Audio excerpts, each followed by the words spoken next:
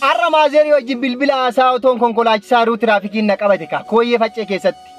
Daarii qabinaan jedhe daariin qabee eeyyama fidinaan jedhe ittan kenne. Amma inni eeyyama konkolaachisummaa koo laalu ani bilbila koo addaan hin kunne. Maazerii waggaa 2 booddee na bira dhufaarti baadiyyaadha. Bilbila waan of hirkaan qabnee fi kan namaarraa naa bilbilaa deemti. Giincii geenye naan jetti, oolota geenye, buraayyuu geenye. Yeroo tiraafikiin na qabu sana Addis Ababaa geesse naan jechaa yeroo naan jechaa turte. Achi booddee baay'ee gammadaan ture. Isa tiraafikiin na dhaabise waa tokkollee hirrifanne. Adabbiin isaa qarshii 500 akka ta'e nan beeka. Yeroo sanatti qarshii 500 miti. Utuu inni qarshii 5,000 na adabe gammachuu yeroo sana qabu narraa jijjiiruu hin danda'u ture. Achi booddee hangan xumurutti na eegeeti. Xumurattee naan jedhe eeyyen hin jedheen. Akkamitti bilbila haasaa konkolaataa ooftaa naan jedhe. Maazeriidhaan jedheen. Yoo ta'e yoodhe. Bakka maazeriidhaa. Baadiyyaarraa na bira dhufaarti bilbila hin qabdu kan namaarraa naa bilbilaa deemti. Yoon irratti cufee tarii namni ishiin irraa naa bilbiltu yoo biraa bu'ee hin rakkatti jedheetanii hin jedheeni.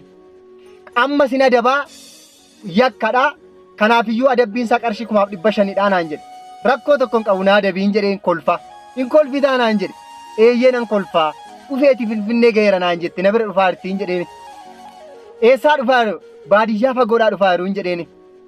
Achi booddee garuu isatti na adabdu kana ittiin hima yeroo ishiin as geesse.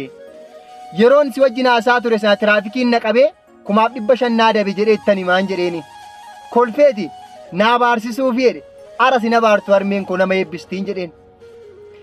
Bilbili amma nan dubbisaanis bilbili jedhe. Achi booddee deebisee bilbilum sana irratti. Harmee koo na dubbisiise namichi tiraafikii tokkotu na qabee na dubbisiis yookiis na dabanaan jedhee eebbisiin jedheen. Narkaa fuuteetu dhala koo nagaadhaan bayi nagaadhaan gali. Ay harmee kana hundumaan mee dhala koo nagaadhaan bayiitii nagaadhaan gali.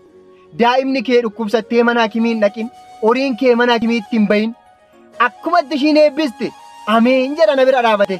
Hanganuma imimmaan ija isaatu imimmaan calale otoo hin argu. Erga cufee booddee maallaan jedha seetan.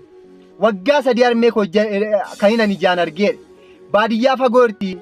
Naannoo keenya haalli nageenyaa xiqqoo rakkisaa waan ta'eef ani dhaqeen beeku waggaa 3 darbe kana isheetu na dubbisee deebi'e. Kanaafiyyuu waan mana harmee koo dubbise natti fakkaattee naan jedhe. Achi booddee akka hin adabne hin beeke kana booda. Eeyyama konkolaachisummaa koo naa kenneet ija nagaadhaan wal argaa naan jedheet deema maja koo duraa naan jedhe. Achi booddee utuun gammaduun biraa deeme. Kooyyeedha. Kooyyee faccee keessatti sijjammar immoo tiraafikoonni kooyyee faccee miskiinotadha. Hojii isaanii irratti diriiriin beekan garuu